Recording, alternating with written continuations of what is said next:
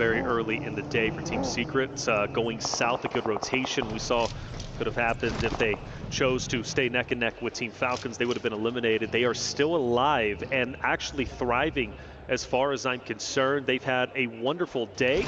We'll see if it can continue to get even better. They are tied currently with Galactico in third place, and they've got all the compounds they need in their current location. Now, Joker, he's been a solo for a long time. Carrillo's had him in his line of sights, and you can tell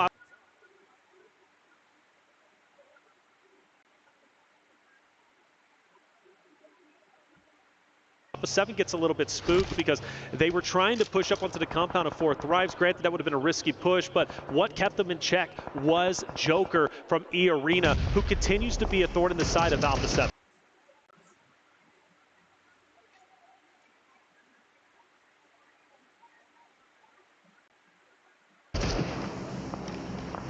Nades keep on going through. AXTMG eat 2, a big nade on the overarm there. And that is nasty to have found those elims earlier on the replay. Alpha 7 doing a lot of work to find the punishment. Over towards the west side, rotate up along that coastal road.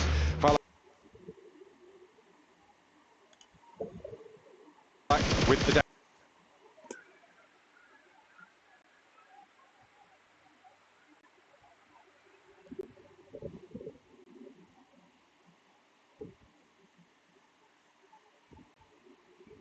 Basoa says enough is enough. I want to get the finish, but I'm not able to get it actually. Devotee gets the cleanup and somehow, some way, still swimming, still staying alive, and takes down DRX by himself. He will have the assist of Team Secret. Off on the way there were those off-angle shots coming on through, a huge amount of suppression being delivered over that way. Really does help him out. But finally DRX full, so second place out. He's behind us, Joker. He's behind. He's got the nade, got the cook. Oh! Too long on the cook there.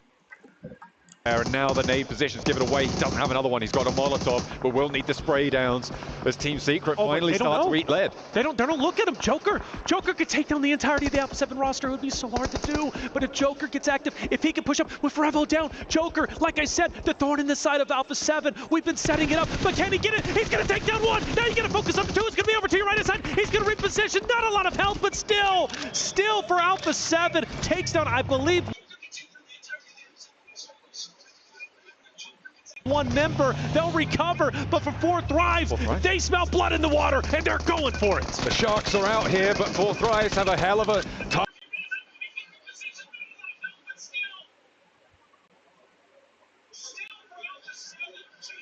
To achieve their Falak immediately sprayed down. The UMP keeps them safe. The breakout wide, 4 Thrives wants to keep them going, but 2 players now knocked, and they just can't hurt.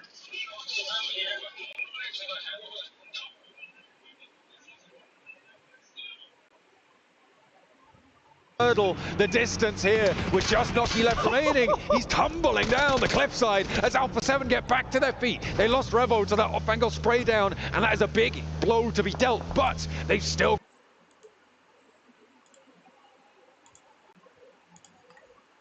got some life in them. 4 Thrives, can they stay alive? That's the question. They're already in shambles. Carrillo on top, Power, and Power's now out. Alpha 7 is this team that miraculously finds ways to get back into the fight with infinite res, it seems. They just know how to keep together. They are sticking to it, sticking to their guns. And with 8 elims on this game, Weibo, Regnum Kaya, Nongshim Red Force, the 4-player teams in this one, it feels like they've got a good chance. They are sticking to this edge-style play. I know Seven was talking a lot about how he's expecting them to try and stick to that over the course of this tournament. It looks like it's working out.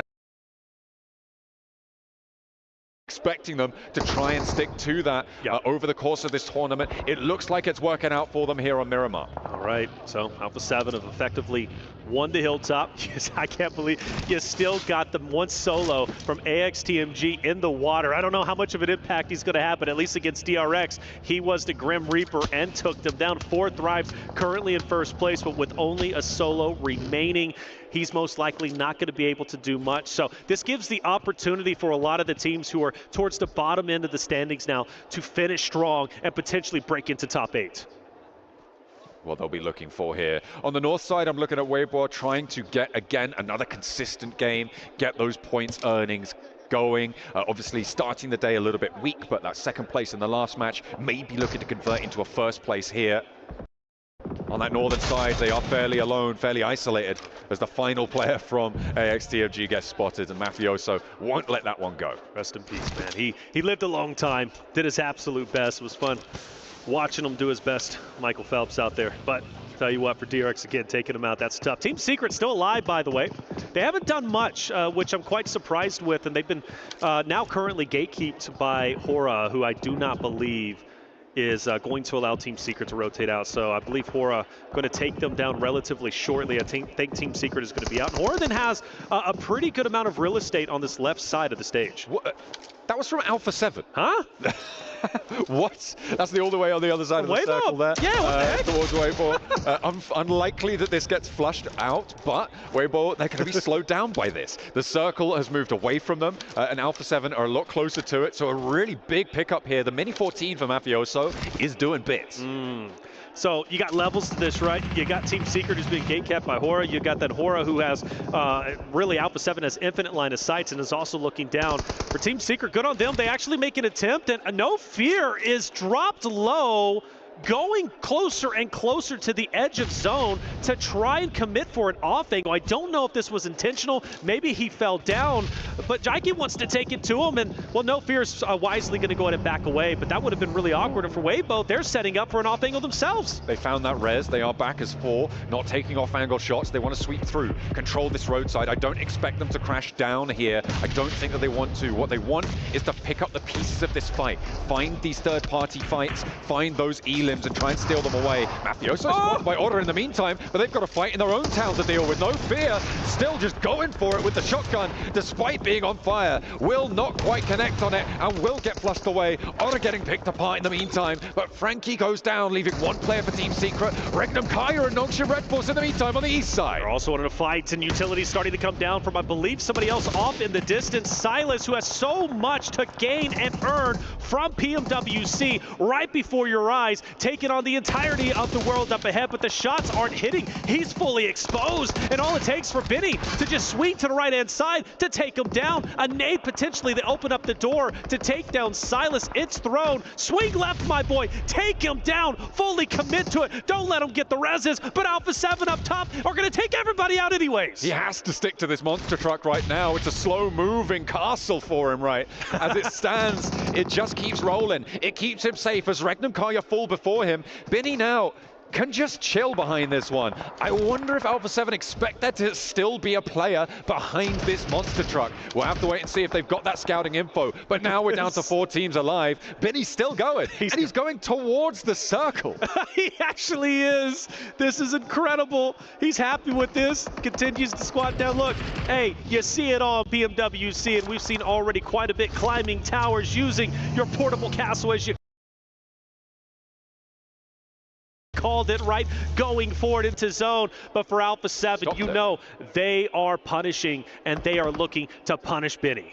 He hopped in, he tapped the brake there into the monster truck, so he's stopped dead. Sook gets spotted. That's a big pickup for Alpha 7 because they're going to need to descend soon. And Weibo had that ridgeline. It would have been broadside if they went for a flat rotate, but they found that opener. The res needs to come through fast for Weibo. Alpha 7, Weibo, this is it. These are the 2 teams to win it as far as I'm concerned. Whoever wins this engagement are taking it. Benny might have an impact, but we don't know. But for 4 Thrives refusing to go out, even though he's a solo, he is mighty. 4 Thrives fighting till the very end. And, well, with that elimination also gives away his position, but he's fine. I mean, he's alive. Why did Weibo not capitalize? I mean, they were all going down, right? They tried to cross the road. It felt messy from Weibo. That is unfortunate. Not what we wanted from them. Up the top now, Alpha 7 have 2 solos to deal with. The circle will close dead center on this one. We're into stage 9, into nearly the 29th minute now. But Benny, I just wonder if he's safe from Alpha 7.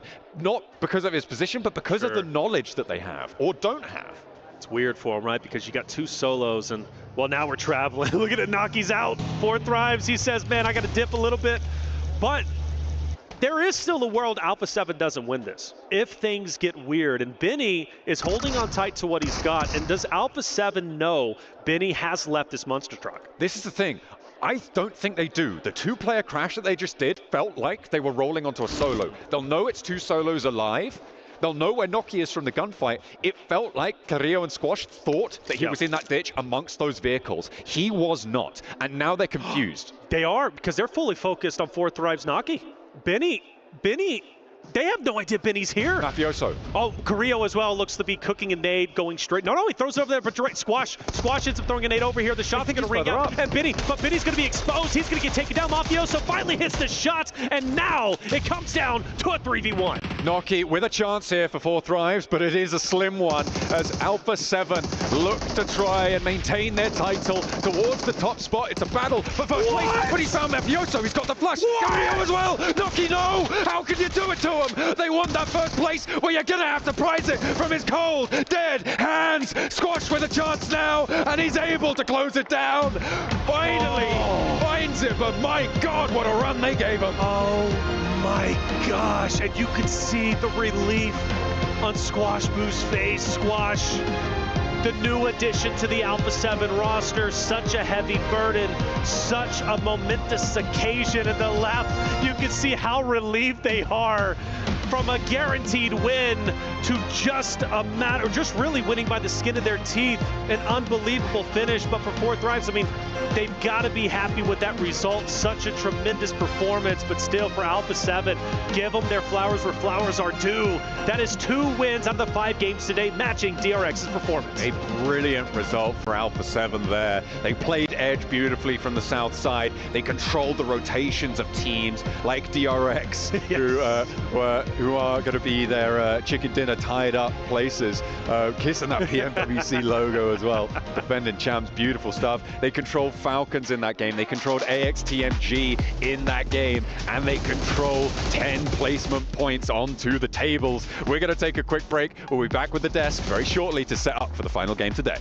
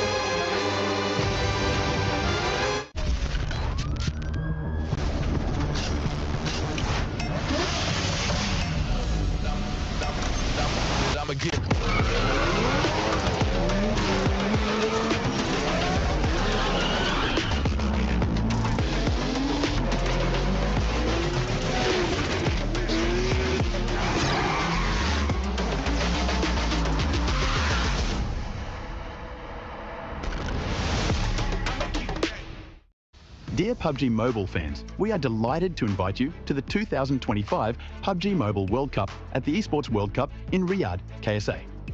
This exciting event will take place from July 25th to August 3rd at the Boulevard City. We've prepared tons of event perks, such as the PMWC avatar frame, Esports Passion set, Esports Passion parachute, and tons more items. Let's check out how you can get all these rewards.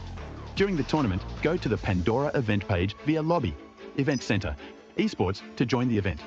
Mormon from SEA, Top from CSA, Pedrinho from the Americas, Silas from the EU, and Prestige from MENA will guide you through the 5 major parts of the event. They consist of tournament celebration, prediction rewards, esports shop, themed outfit, and champion challenge. Join these activities to earn rewards and collect esports tokens to redeem even more gifts in the esports shop. The more esports tokens you collect, the better rewards you'll get. You can get up to 2,870 esports tokens from the prediction event. It takes place from July 23rd to August 5th and consists of 3 stages that coincide with the tournament: group stage, survival stage, and grand finals. During the group stage, get 20 esports tokens by predicting the 8 teams you think will advance directly to the grand finals. Each correct prediction will grant you an additional 60 tokens.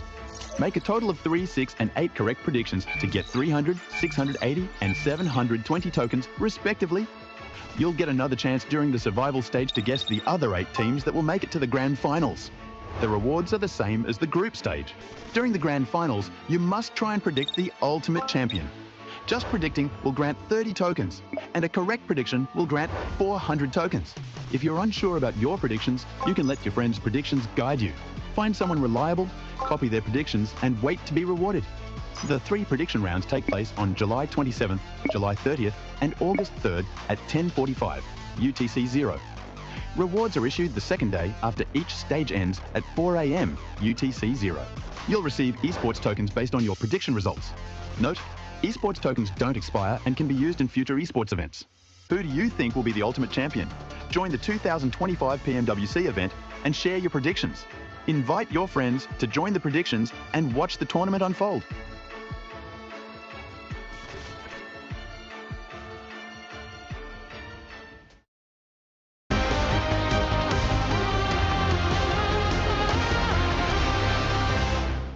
Yeah!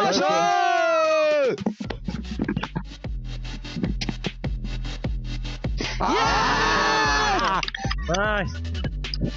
Nice.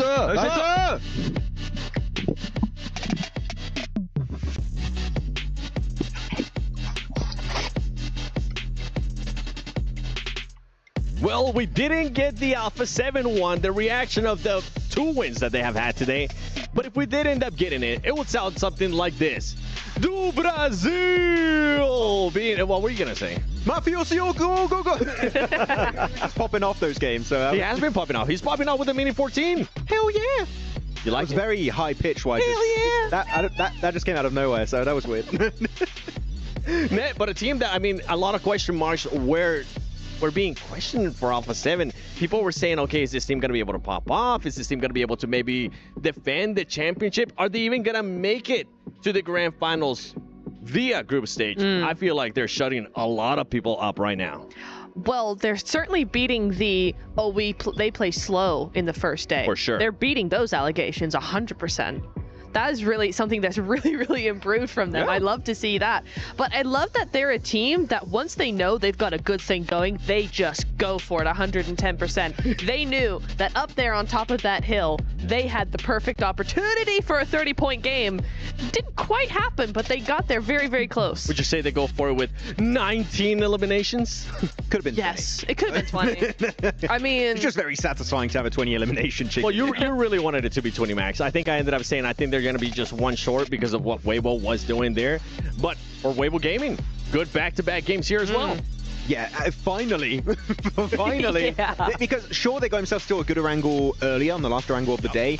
It was very much because of the circle, right? That was just shifting on them time and time again. No, here, they actually went for really good high ground control. Yeah. Early rotations from Chumacera. They might have to fight for Chumacera actually versus Alpha Gaming when they fight their group. That would be interesting, but very good execution overall. And I'm very impressed by the fact here that Sook is out damaging Order and 33Z that normally are 2 of the main fraggers on the team, but no, the IGL Sook is here bringing the heat with that damage and the limbs. So intrigued to see if that's going to keep on going, if that's going to be a trend for the rest of this tournament. Yeah, something that we don't really tend to expect there from Sook. Even though we know that he's able to do it, especially with the caliber of players that are truly within his squad with Order, we know that he's currently fighting for the trophy of being able to be the GOAT of PUBG Mobile Esports. If they do end up winning PMWC, I feel like that would be the case. I don't know about you guys. This is the conversation. Don't worry, we'll talk about this once we end up getting to the grand finals, if they do end up making it there.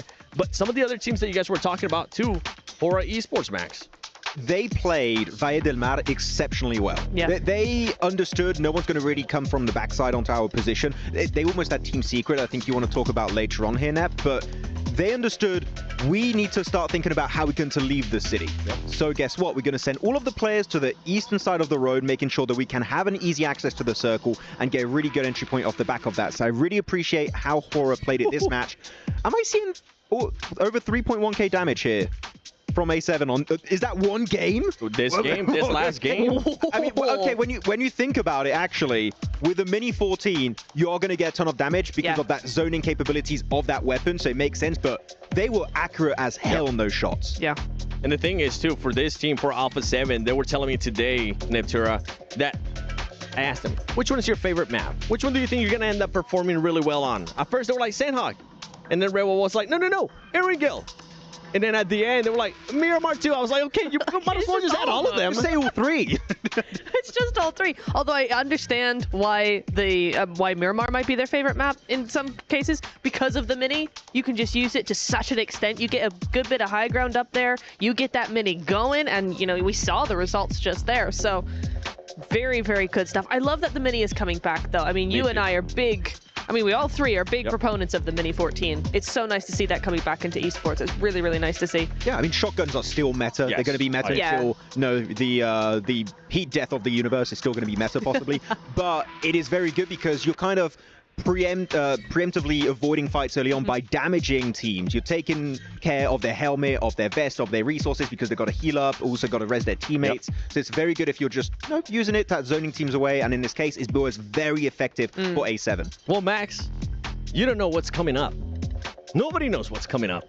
But it is a segment we would like to call Maxman Grenade of the Day. It's Maxman's Grenade of the Day. Are we doing this? Yes, we're doing We're doing this. Guys, this is Maxman's Grenade of the Day. We're looking at AXTMG going for the push onto Falcon. The nade being cooked up on the side of Falcon. It comes on out, and he nades his own team. Yeah, he gets everyone all at once. Absolute utter destruction. And that is why that was Maxman's Grenade of the Day. There you go. I knew you would be ready for but a team that you guys actually were mentioning earlier as we're going to be moving on from this one was Team Secret. You really wanted to talk about this team, Natura. I did, because they're doing something that's a little unorthodox, perhaps. Ooh. I feel like it's odd. I'm not really sure how to feel about it, but I will say they are doing this weird, like, 3-1 split. They're making an anchor point, which is very standard for this level of esports. This is the standard. 3-1 split as an anchor, but they're using it to actually kind of hedge their bets and go, oh, we're not too sure this is going to work, so we're going to keep one player off just to be safe. One player in the water, one player off in a shack somewhere. It's a little bit odd for me. They did make a really nice rotation round onto actually the small island, so they were able to do some really good stuff there and actually obtain a bridge play across back into zone behind Hora. But it was just like this split thing. They've done it in the last Miramar, now into this first last Erangel into the first Miramar. It's odd because there's not anything coming out of it except kind of a few placement points, like 2. It's like a good idea, but the execution tends to fumble a little bit. I just don't know where they go with this. Yeah, actually, I want to ask you one thing about Team Secret, because you're talking about the way they rotate onto the island. What did you think about when they went for a little bit of a swimtation, or they just swam across into Valle del Mar behind Hora? Because I think the game plan was to just deny information, right? Yeah, I can understand why they did that. It was quiet. They were trying to be very quiet. They're trying to be very sneaky. They did lose a few time points, maybe. It took a little bit longer. But that initial trio push was fine. They did that either swimming or on a boat. I'm not sure which one, but they did end up doing that without any issues. And then their solo player, their anchor player, did come up over the bridge in a vehicle through the blue. Yeah. So yeah, it was definitely about being quiet, which I can appreciate. And they do end up fighting, I think it was Hora on the eastern side of Valle del Mar at some point. And I want to call out Hora. Yes. Oh. They let him out. No Fear in a 1v2, and they're like, they didn't even try and help him. They were like, No Fear, you're solo in this fight. You're getting no assistance, because they were getting third-partied by WBG eventually, but I thought that they would try and give in some kind of help, but like, no Fear. You better be scared now, because you're taking that 1v2 while you decide to do so. Sorry, Max. Oh, wait, what? I'm just reacting here to the over-ranking, especially after that last match. Remember, Fourth Drives had a healthy lead. That has been cut down, and Alpha 7 has now pushed to that first place with 55 points. Okay, so Wow, sorry, hang on. DRX coming in with 19 elims with 2 wins. Alpha 7 with 2 wins, 34 eliminations is a crazy stat to have. Yeah, I mean, we did see only 1 placement point outside of the chicken dinners for Alpha 7. There's a little bit of a scary prospect here as we go to the second page, and it goes away. You see what I saw there too from Power? Power, all of their points are just coming in from eliminations. We'll see maybe in this last match they're going to be able to clutch up some placement points and some more eliminations as well, as they send it over to Reflections and John Allen. As we take a look at Alpha 7, the previous winners of that Miramar, we have another one on the cards. We'll see if they can repeat that performance here, but there are plenty of other teams looking to try and change the story now. A pretty dramatic circle set that we had at the start of that last match. I think it's safe to say, especially that hard south shift to kick things off. That's it, yeah. Falcons punished, right? And I think I look at them to potentially be the team to make an impact. What would have happened if they didn't run into literally 4 or 5 teams as they tried to full send it into the zone? And well, I think they could have made a deep run. After all, this is the first time Team Falcons will drop below top 8. So you know they want to break back in, but it takes this one game, this final game of day 1. What's interesting about where Falcons were is that I think they could have sent 1 player down to the South Island. I think it would have been potentially a good call for them. You can hole up, you know you're not going to be shot from that far side. You've got 2 positions. You've got a crazy isolated and safe off angle. Maybe Team Secret sweep it away, but I feel like they could have tried to change that fight a little bit. Unfortunately, they're not going to have the opportunity to. You can see all of our beautiful players there on that multicam. Nice stuff. All 64 of them locked and loaded into the plane, heading on over Miramar. From Tierra Bronca over towards La Riera. You can see those overall rankings as well on the left-hand side of your screen. I know it was pretty rapid back over on the desk, and they were gambling to get through it. But we get a little bit more of a leisurely pace to look at this one. That's it. Alpha 7 taking first place is huge for them. You know, during the America season, I felt they dropped the ball. I really did. 3rd place, barely making it through a North American roster of the Wolves with Coops and Co. Like, nearly dethroning the previous Esports World Cup champions. So Alpha 7 finally skate by. They get top 3 in Americas. They come into today, at least in my mind, with a lot of questions, which have now been answered. Are they going to perform well on that stage? Well, absolutely the case. They've won 2 out of the 5 games today. They could very well go 3 out of the 6. It's absolutely a possibility. And a Carrillo leading the charge of most eliminations is really awesome to see, because you already know Squash is going to perform well in the elimination category. He had the 2nd most eliminations during the PMSL America season. Then you also look, of course, on the opposite side, you have Revo, who you know can slay out. Yeah, he's a little bit quiet today, but make no mistake, he's always going to be that guy. And the Mafioso with the highest damage. You've got 3 dominant players who are controlling the stat lines across the board. Absolutely, you've got to look out for them. You've got to make sure that you are ready for it. And are we going to see any hot drops, any early elims here? It looks fairly disparate between all of our teams right now. Maybe potentially over on the southwest side, Yangon Galacticos and DRX could come into conflict. But other than that, El Pozzo, Alpha 7, Falcons. That's interesting, isn't it? Alpha 7 Falcons. You've got one who won the club championship trophy from an organizational standpoint. Got Alpha 7 who are looking to reclaim the throne, and we're already getting it underway. But I love Falcons' elevation. Carrillo being where he's currently at, he's got to focus down low. But the question is, does he have his head on a swivel? Yes, he does, and he'll know there's going to also be a Falcons member up top. But I think Carrillo, he's going to have to fight hard out of the spot. If he doesn't, he's down and out. The strategy I think Alpha 7 want to go for here is dissuade this fight from occurring for as long as possible. You see the 2 players behind, they're going to be looting through, they're going to be gathering a lot of resources, and they are so important in these early game fights. If you find first aids, you're basically a god on these hot drops, so they're going to be looking to try and find that. Falcons a little bit more crunched in, a little bit more penned in by Carrillo's forward position, aren't going to have as much of an opportunity to go for that util, to find those meds, those stims, those things that can really change the tides of these fights. Ralph, Narvalo, I mean, just so much going in the way of Team Falcons. I think they're looking great, I really do. And honestly, this fight should stalemate, if I had to guess. I don't see the reason why either one would want to really go at it this early on, especially when they understand what's at stake, the final game of the day. But let's face it, Team Falcons losing this is going to hurt a lot more than Alpha 7 losing this, right? So Alpha 7 can go in this fight kind of free and clear. They know they're well within the top 8. For Team Falcons, they're not. They need a solid ending to day 1. They definitely do. It is, as you say, something they can't afford to let slip from them. Just like Falcons are going to continue. I mean, a fight for El Pozo between these two teams seems like they're fairly committed. But Navallo grabbing a little bit more. It's burning time for this looting phase as well, which is what we ought to always talk about when it comes to these hot drops, especially on Miramar. Rotations take a little bit longer. You do need to get on the road as fast as possible. Mafioso thinks he's got enough to be getting on with, does have a med kit in tow, and will be able to get all the way up to the top, get that high ground unchallenged. First shot. Oh, I thought the first shots were about to ring out. Mafioso, good trigger discipline, because the question is, does Falcons know where Mafioso is currently at? So if they go to let's say Falcons get a knock on Alpha 7 and they go to transition right to capitalize on that down, Mafioso could be the thorn in the side of Falcons rotation.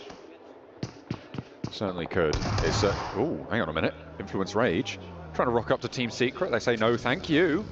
We're keeping our teammates safe, thank you very much. And that's 2 knocks already sent back their way. There's 1 player knocked off in the distance, but we saw they had the guard on. And now it's Lorazin and Lil Boy both looking to try and get away from this. They're not going to re-engage. They're just giving up the ghost. 2 of their players down, and they're even going to allow this Reds to come through. Yeah, I think Influence Rage for them backing away with the 2 players. Hey, that's probably the play. There's been a large conversation, at least in the Americas region, and I want your opinion on it. Is it worth it to just full send with your remaining 2 players, your remaining solo, and try and go for the eliminations, or live to fight another day? Because there are some opinions that it's much better to just full send and fully commit. Even if you're the first team out, it's a better option than just surviving for another engagement. Well, take a quick look at that replay. That was a pretty sick mow down there with the M249.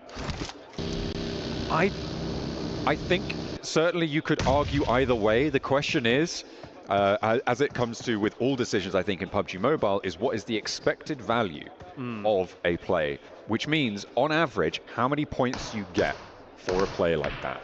Is it easier to make, say, 2 points and lose the fight in that engagement when you go in 2v4, or is it easier to try and live until 6th, 7th place as a duo, right? I think that it's a lot more predictable to earn that sort of placement points in that strategy. So for my money, I do sort of favor. It depends. Well, obviously everything always it depends. That's right. Yeah. But for my money, I think that the disengage is the correct play there. I think so too, and I was trying to explain that because I'm like, disengaging, getting additional points when you know you're fighting for a championship here. You're fighting for hundreds of thousands of dollars, right? Literally life-changing money. Why not stay alive? Why fully commit when you know you're just going to be a martyr, right? I don't think there's any point in that.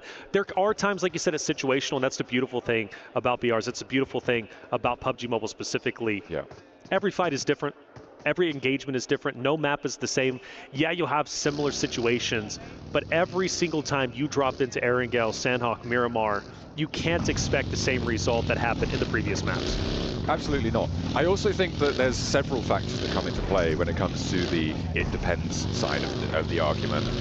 One, the length of the tournament that you're playing in, because if you're playing high volatility strategies, you can take those into a longer form tournament and be a lot safer, right? Because on average, it's going to bear out earning the points, right? Sure, maybe 4 out of 5 times you get nothing, but 1 out of 5 times, all of a sudden, hang on a minute, I've got loads. But you don't see those 5 opportunities in a short form tournament. So for 12 matches, you do want to take a little bit of a safer route. And it goes back to what I was saying about earning 12 points in 1 map versus 1 point in 12 maps.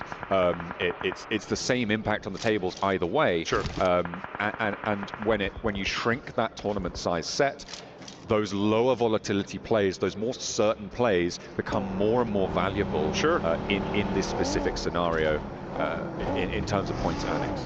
Looks like Alpha 7 finally striking first onto the Falcons roster. Mafioso will drop 1 for Falcons. Not a guaranteed cleanup, I don't believe anyways. I take a big no. So Falcons going to have a downed player.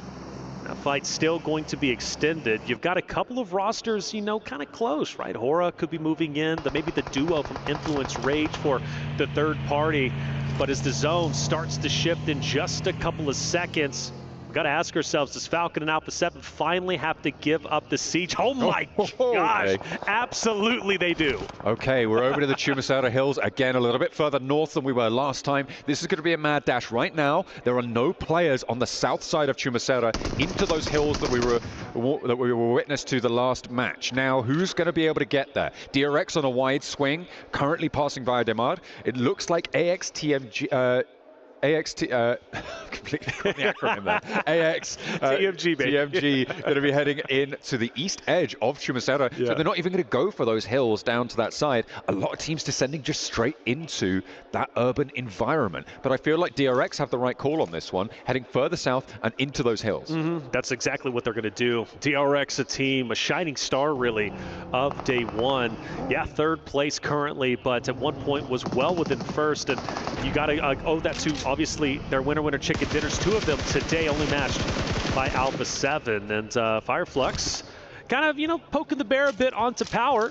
But Power says, go ahead and back away. I've been waiting for this roster to wake up. I will say, and again, I give them credit. I know they're in last place, but watching them get more active on Influence Rage in a map previously excited me and showed to me Power is willing to make moves. They just have to fully commit to it and make that play call. But when they do, they can show that they can win fights. So for Power, I'm not giving up on them yet. I still think they're a talented roster.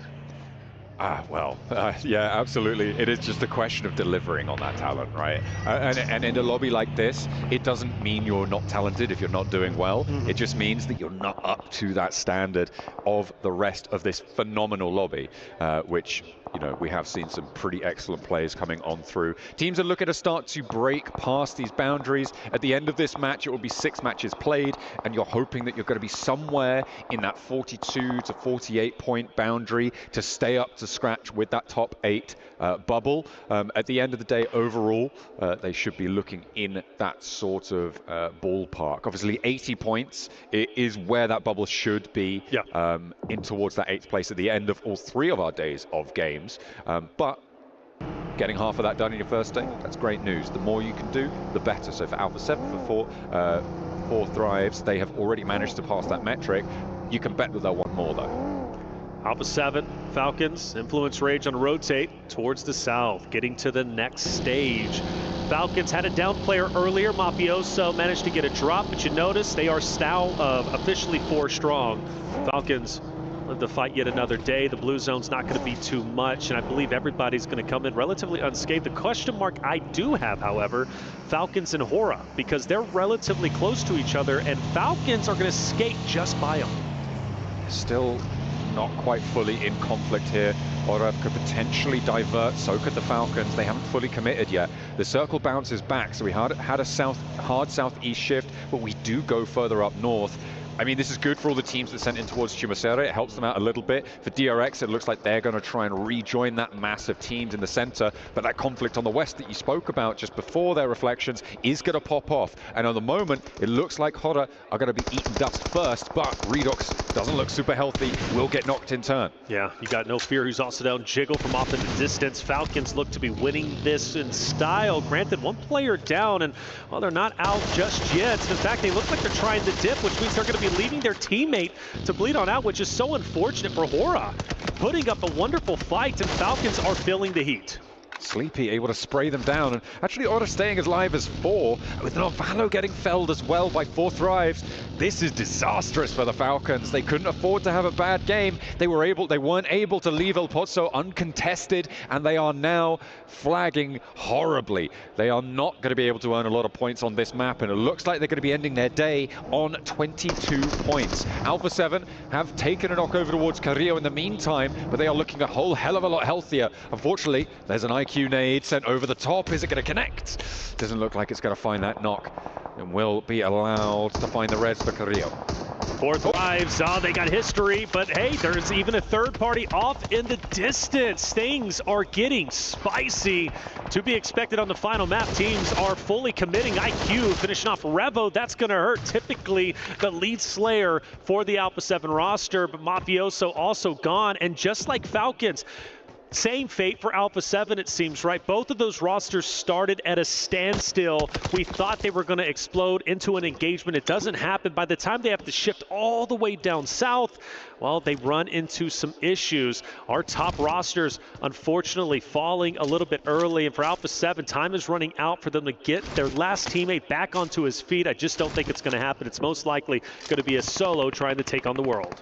Same story for Falcons. Both of those two teams too slow off the mark. The hot drop, that was terminal for them, and Koa will go down on a rotate. Team Secret plays spoiler on that rotate from the north side to Alpha 7. Without the influence of Team Secret there, it would be a different story. It would have been a fairly even fight, I feel, between them and Fourth Thrives, but it was not to be.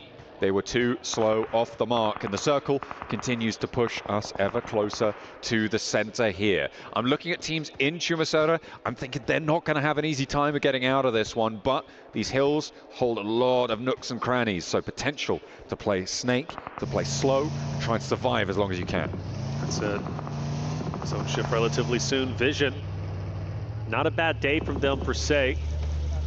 But still, finishing this game off would feel great for them, of course, and they've got to now travel once again further in, and well, they're going to have to cross paths with AXTMG, which is not going to be a good feeling, because I do think AXTMG is going to take the building just up ahead of them, depending. You've got a lot of company in that one area. For example, right, you've got Nongshim Red Force who's going to be rolling in. You also have, of course, E-Arena, and AXTMG finally starting to lay down some bullets downrange onto the Vision roster, who have to make a decision, swing wide or go straight in.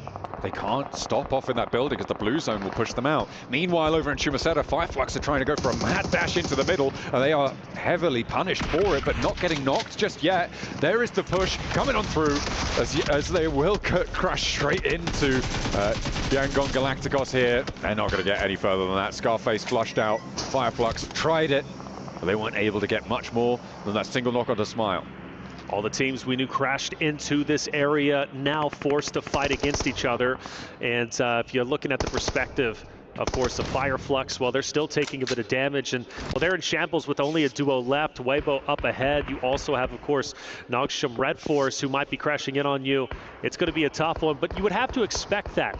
Going to these compounds this deep in the zone, you understand and fully know it's going to get active, it's going to get busy. You need to be ready to fight. Vision rotating down to this south side now. They go for a wide sweep out wide. One of the decisions they had to make, and they have gone up towards Chumacera. Look to go downhill off of this one. Where DRX started to play, they are going to look to push in from this south edge, with DRX already much more central here. I like this from Vision. I feel like potential misstep from the teams who pushed all the way into Chumacera.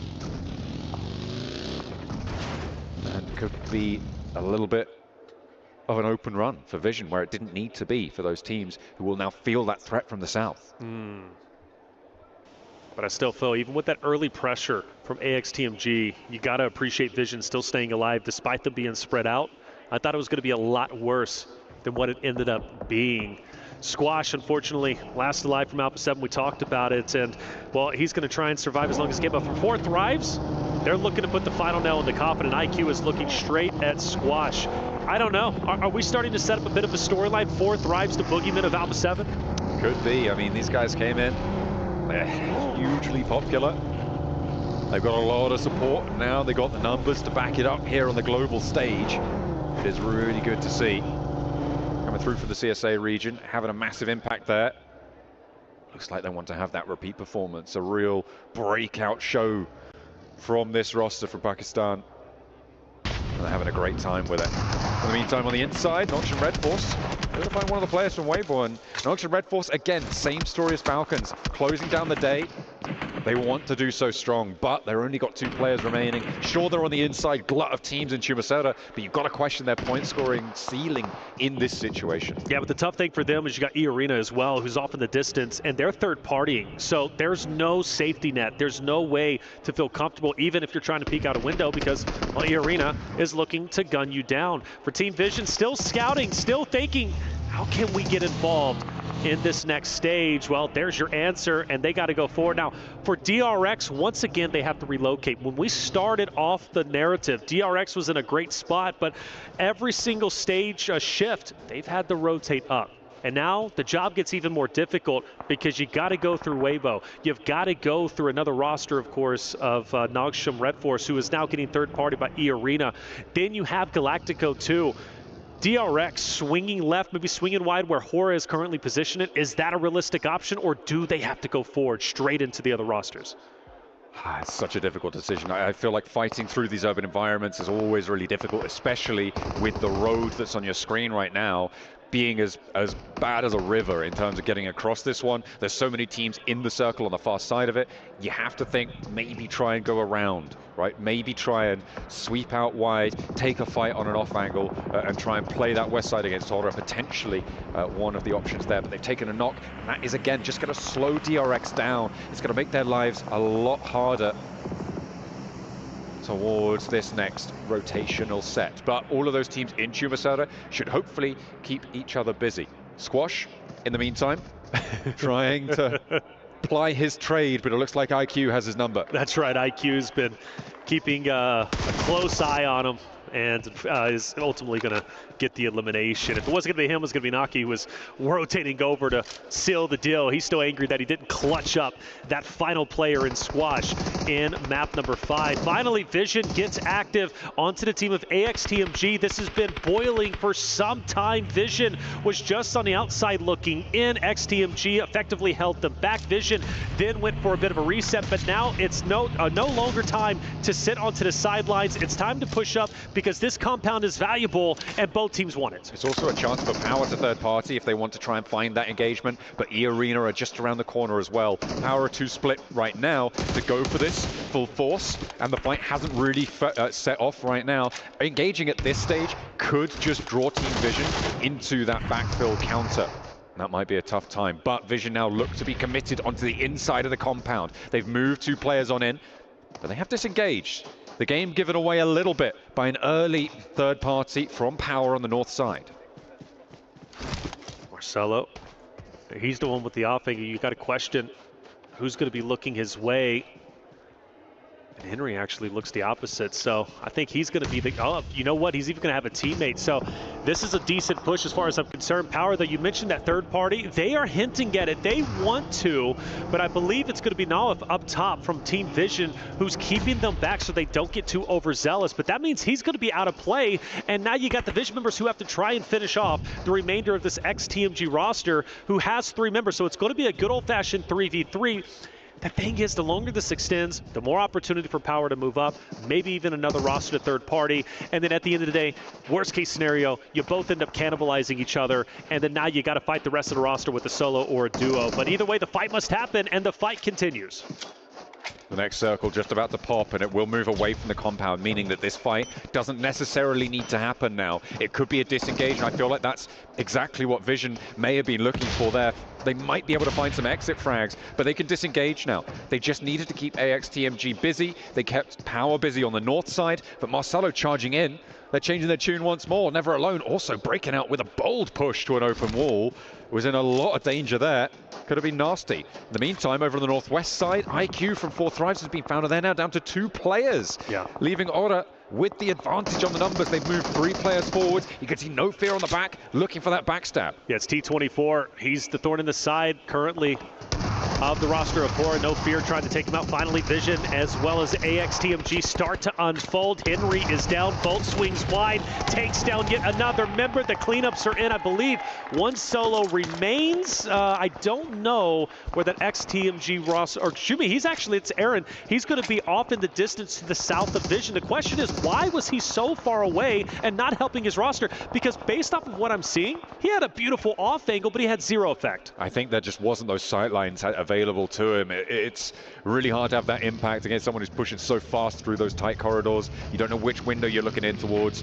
Could have potentially been played a little bit better, but in the end has to back off. In the meantime, a lot of teams are suffering now as they're having to move through, past, around any way to get past Chumacera.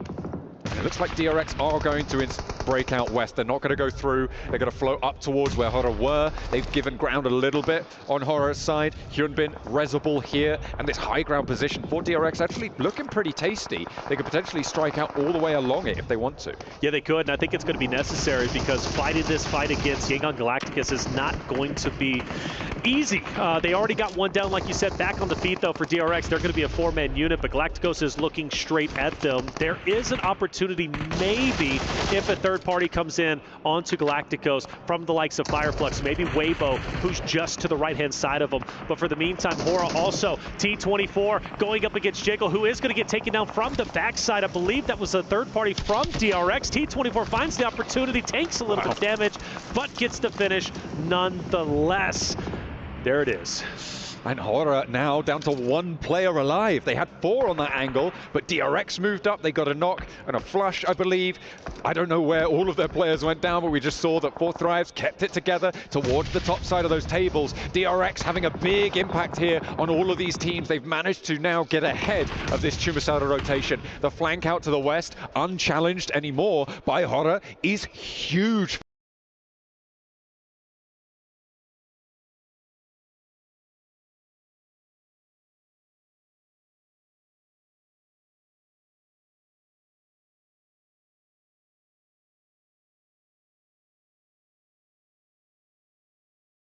For DRX, this high ground spit of land is absolutely massive when it comes to the shots that they can take towards Fireflux, to Weibo, to Yangon Galacticos, and across the circle towards Regnum Karya. Yeah, they managed to take a power position. I'm so impressed. This could very well be the roster right before you to win 3 out of the 6 games today. A heroic effort for a roster that has played so very well. Already at 3 eliminations. One of the things we discussed was they're in 3rd place with 2 wins of the day. And that means because they're not necessarily slaying out per se, but this game could be incredibly valuable based off of their positioning. Now, I do want to say rest in peace, right, to one of our rosters, 4 Thrives, who is out. I feel like they put up a wonderful fight and a good engagement against Alpha 7 a little bit earlier, but they exit a little bit earlier than they were wanting in our final game of the day. But yeah, at the moment, I think DRX are in a great spot. The question is, though, for Galacticus, how can they get out? Can they effectively leave? Because I think DRX is going to gatekeep them. It feels that way. Might just be power in the meantime. With 4 players, Alhaji wanting that res. It will be enacted right now. Ragnar brings him back to his feet, and they will play on us 4. Fidan now on the top ground as well as they open up, with Ragnar finding a shotgun shutdown onto NC2.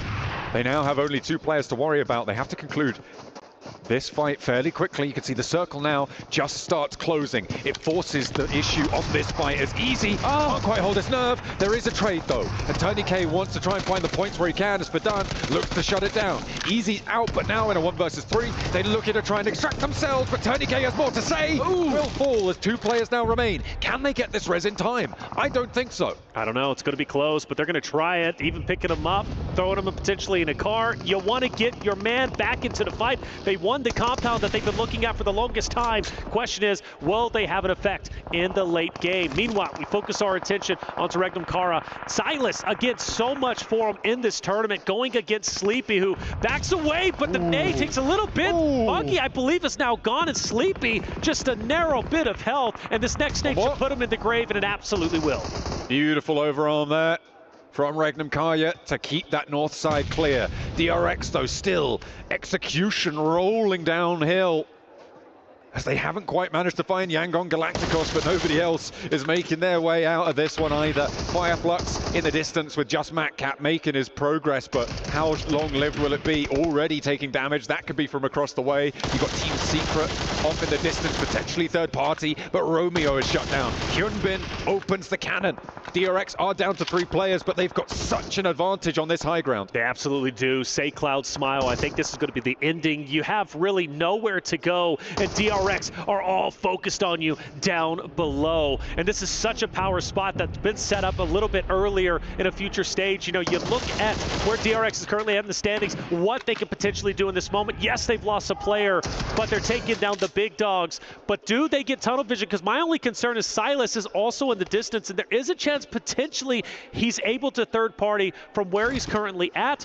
But in the meantime, DRX can't really worry about that. They've got to focus down low. Taking down Yangon Galacticus could very well put DRX in a winning spot in game number 6. Definitely could. They have got that high ground advantage, but it's difficult to get them out of there at the moment. In the meantime, over on the northeast side, it's Regnum Kaya and Team Secret. He's going for it. These teams will be the teams to try and take that fight. Silas, with that big flex out, he doesn't want to overcommit though, and I think that's wise. He did look for it, but won't get himself in too much trouble here. Still felt there was an opportunity for Silas maybe to get some pop shots, but honestly, not a bad play, like you said. Ooh. Disengaging. Silas might be coming back and doing so in the vehicle, even if he... Yeah, they're fully collapsing. So now that you're so focused on YG, DRX is now getting pincered. The vice grip is closing. YG are taking damage, and DRX is pushing down. Yes, they'll get the eliminations, but now they've got the low ground. And the question is, will they get punished much like they just did the YG from Regnum Kara? They've left Soaz up on the high ground. That will slow down Regnum Kaya because that high ground is not fully under control. They don't know that two players from DRX have dropped down. They know that a fight has concluded there, sure. Matcap is also a thorn in the side of this position, and DRX need to be careful here. A misstep, and they lose a player, and that could be devastating. A nade in hand for Matcap, and there's a lot of damage being poured on in. Team Secret are here to play as well, and they can't quite get back up towards the top here. Matcap spotted, and the nade no longer an issue. 3 teams remaining. It's Team Secret, it's DRX, and it's Regnum Kaya. That's it. You've got all 3 teams with 3 members alive. It's anybody's ball game without question. Team Secret, a win here would be tremendous. We haven't seen them in the winner's circle just yet. This will be their first opportunity for DRX, though. They won 3 out of the 6 today, and that's going to be a massive drop. Where's Regnum Kaya in all of this? The opener for DRX is good, but will Regnum Kaya roll over the top? So easy. I think he's dropped down now. Goes down to a nade, and there's more to come as the high ground suddenly becomes a factor. But there's the pressure for the backline of Team Secret as well. A nade, a close range fight coming on through with the shotguns. 2 players for Regnum Kaya, 1 apiece for the 2 contenders here. Down beneath them, Hyunbin charges forwards and DRX are swept aside. Tosh Picker Wild now just have Frankie to deal with, and the backfill works wonders. Silas leads the charge, and the rest of the roster capitalize. And it's up to Frankie to try and keep the hopes and dreams alive for Team Secret. There maybe is an opportunity. There was almost a clutch in the last game that we ended up watching, but Frankie's got a tall task ahead of him. He's got a player on the off angle, and it won't even happen. And that's going to be a tremendous win for Regnum Kara, taking their first victory of the day and a much needed win to break into top 8. A beautiful result coming through from Regnum Kaya. As you say, much needed. This day caused a lot of worry for fans of Regnum Kaya. They have not been their usual selves, but they've always got a little bit of life in them. There is a reason they are the PMGO champions. There is a reason why they are here and why we talk about Silas with such reverence. They do manage to pull it out in the final match of the day, but their job is not done. They have not managed to put up enough points to feel safe moving into their next day of games, right? They have not been able to get enough done to feel fully secure in those top 8 spots. Of course, they could potentially go to those survival stages, work their way